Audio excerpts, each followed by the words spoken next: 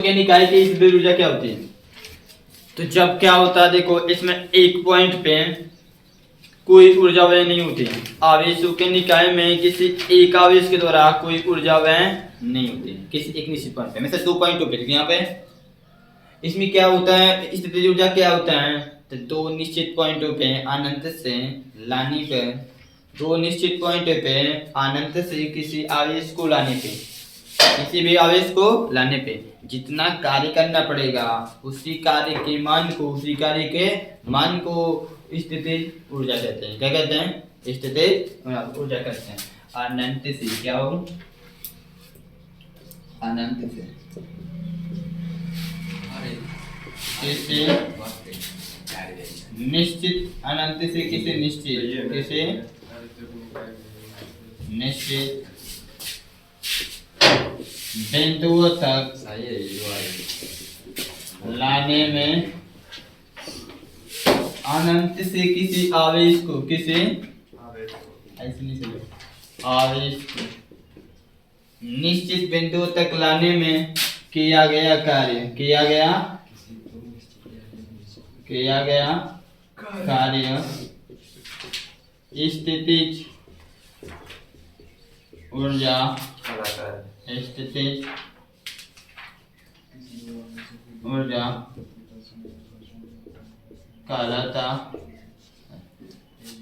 स्थितिज ऊर्जा कहलाता है। ठीक है, क्या हो, अनंत से किसी आवेश को ठीक है।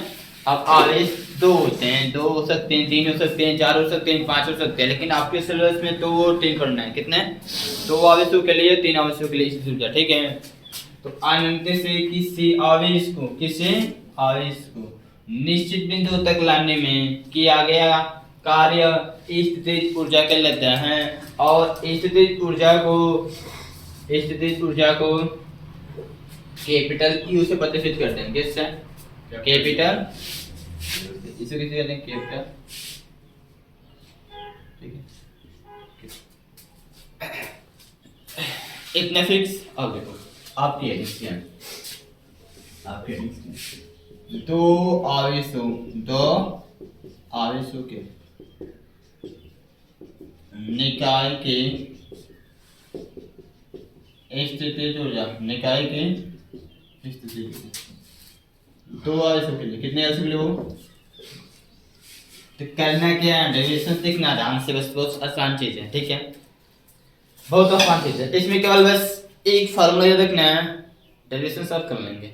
ठीक है, क्या फार्मूला याद रखना, देखो क्योंकि जो आपकी स्थितिज ऊर्जा होगी, आप कितना कार्य करते तो फिर कार्य पर डिपेंड होगा ना। यदि आप किसी व्यक्ति की क्षमता पता करना है, उसकी ऊर्जा पता करना है, तो उससे क्या करते हैं, वो कार्य करवाएंगे।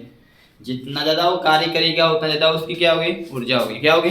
ऊर्जा होगी। ठीक है, तो यहाँ पे क्या समझना है, तो मैंने आपसे बोला कि हमेशा क्या करना है ना, 2 आवेश लेना है। वो आवेश कहाँ होंगे? इनफाइनाइट पे। कहाँ होंगे?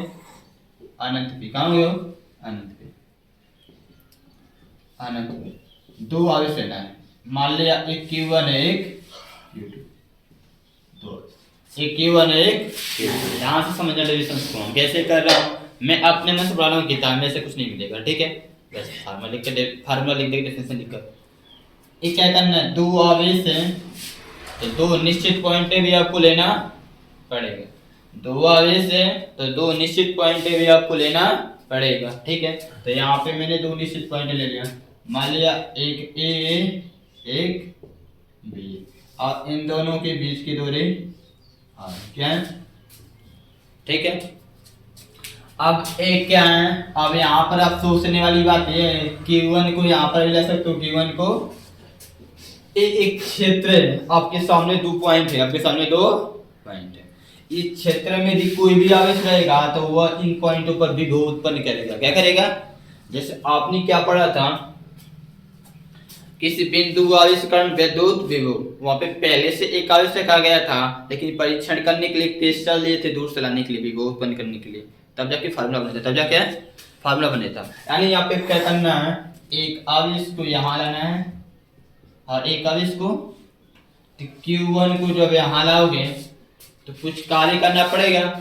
जरूरी नहीं Q1 को लो, Q2 को भी ला सकते, किसी को ला सकते हो, लेकिन अब जैसा लिखा वैसे अच्छा लगेगा। A B Q1 को ये क्या, Q2 को बी किया।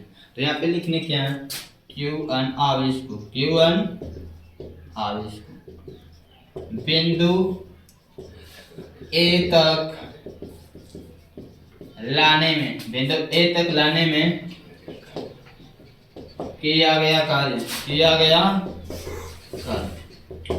मान लेते हैं इसको WA, क्या मान लेते हैं WA बराबर क्या होगा, कार्य बराबर क्या होगा, एक चीज आपको याद करना है, ठीक है। ए मुझे कार्य का बल गुणे विस्थापन होता है ना बाबू, ठीक है। वो वहां पर विभव के बारे में बात है, किसी बारे में, विभव के बारे में। यहाँ पर इस तरह याद करना है कि कार्य बराबर होता है जिस बिंदु पर आवेश ला रहे हो, जिस बिंदु पर आवेश ला रहे हो, बिंदु पर विभव, बिंदु पर विभव, बिंदु पर गुणे आवेश, जिस आवेश को ला रहे हो, जिस आवेश को।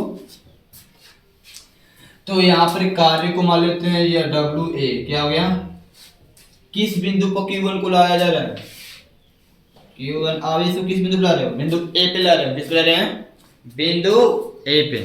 तो यहाँ पे ये जो निकाय बना हुआ है, यहाँ पे जो फिगर बना है, इस आवेश को तो भी तुम ला रहे हो, क्या कह रहे हो, ला रहे हो। तो अब इस बिंदु बताओ, इस क्षेत्र में पहले से कोई आवेश है, इन दोनों पॉइंट में कहीं पहले से आवेश था नहीं ना है नहीं। तो जब आवेश नहीं होगा तो विभव उत्पन्न होगा, इन पॉइंटों पे नहीं होगा, विभव पे कोई विभव उत्पन्न नहीं होगा। विभव का मान बिंदु पर विभव कितना होगा, 0, क्या होगा, किस आवेश को ला रहे हैं, गुणे, प्लस लिखता हूं, गुणे कितना हो गया, किस आवेश को ला रहे हो, Q1 को, किसको, Q1, गुणा करोगे तो WA बराबर क्या हो जाएगा, 0, क्या हो जाएगा, ये समीकरण WA बराबर 0, ठीक है। और क्या चीज, और क्या चीज, अब Q2 को लाओगे, किसको लाओगे, तो यहाँ पर Q1 आ गया, यहाँ पर Q1 आ गया, यानी कि Q1 को A पर लाने पे हमें कोई कार्य करना नहीं पड़ेगा, मतलब बल कोई ज्यादा नहीं लगाएगा, ठीक है। अब देखो Q2 पे आएगा, Q2 को, तो जब Q2 को यहाँ लाओगे तो यहाँ लिखना पड़ेगा Q2 आवेश को बिंदु B पर लाने में किया गया कार्य। सिंपल जो करना है देखो, Q2 आवेश को बिंदु B पर लाने में किया गया कार्य, किया गया कार्य, किया गया कार्य।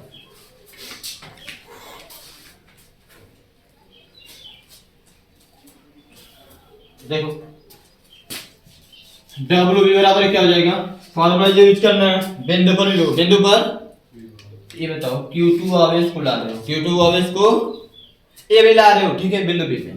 क्या ये जो दो निश्चित पॉइंट है, हमने A और B लाना है, यहाँ पर पहले से कोई आवेश आकर बैठा है क्या, ना, नो सर, इसको तुम ला रहे हो, इसको यहाँ थोड़े से डिस्क्राइब। अब यहाँ पर क्या होगा, बिंदु पर विभव गुणे आवेश होगा कि नहीं होगा, यहाँ पे फॉर्मूला में क्या होगा, बिंदु पर विभव, बिंदु पर विभव गुणे आवेश, ये फॉर्मूला लिखोगे, ये हो गया WB, बिंदु पर विभव, यानी कि ये बिंदु B पर आ रहे हो, बिंदु B पर कोई विभव उत्पन्न है, तो वो नहीं है सर।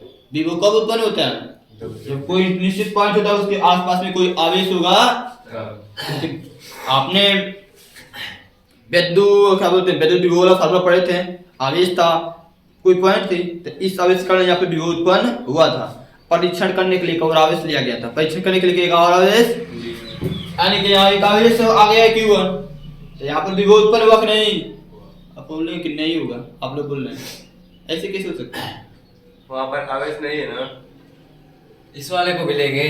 विद्युत विभव का फॉर्मेटाइजेशन किए थे, क्या था, आवेशिक था, बिंदु B था, लेकिन परीक्षण करने के लिए एक और आवेश लिया गया, तो यहाँ पर एक आवेश है, यहाँ पर विभव उत्पन्न होगा, परीक्षण करने के लिए एक और आवेश लिया गया, तो क्यों नहीं होगा, बोलो, वही आपको समझाने का, बोले नहीं होगा तो उसको समझाने की कोशिश की, ऐसा आप सोचें कि उसको नहीं लेंगे जो Q1। अब यहाँ पर Q1 आ चुका है ना, अब ये दोनों निश्चित पॉइंट है ना, क्या है, यानी Q1 आवेश के कारण बिंदु B पर विभव उत्पन्न होगा, Q1 आवेश के कारण बिंदु B पर विभव उत्पन्न होगा।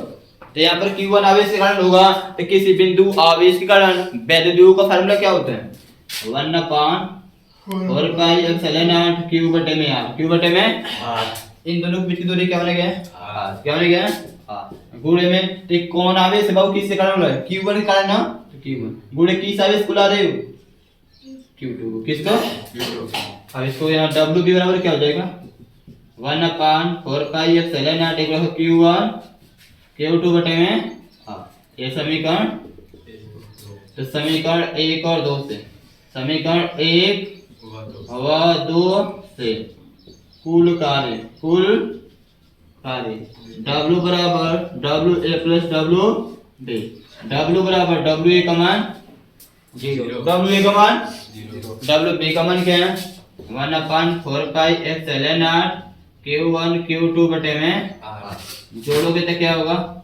कोई प्रभाव पड़ेगा नहीं पड़ेगा ये हो गया आपका कार्य आपको क्या निकालना है स्थितिज ऊर्जा निकालना है आपने पढ़ा है कि जो जितना कार्य करना पड़ेगा अनंत से किसी आवेश को निश्चित बिंदु तक लाने में जितना कार्य करना पड़ेगा उसी को क्या बोलते हैं स्थितिज ऊर्जा यानी यही कार्य क्या होगा स्थितिज ऊर्जा होगा जितना कार्य लिखे ना किया गया कार्य जितना हमें कार्य करना पड़ेगा यही कार्य क्या होगा स्थितिज ऊर्जा होगा क्या होगा स्थितिज ऊर्जा यहाँ पर लिखेंगे चूंकि यही कार्य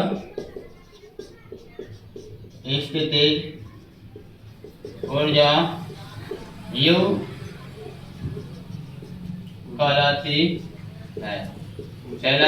है या फिर यही W किसके बराबर होगा W किसके बराबर होगा यू किसके होगा तो इस W के स्थान में क्या लिखेंगे U क्या लिखेंगे बराबर 1/4 pi epsilon not Q1 Q2 बटे में क्या होगा अच्छा ठीक है इतना समझ गए अब मुझे ये तुम बता दो अब मुझे तुम ये बता दो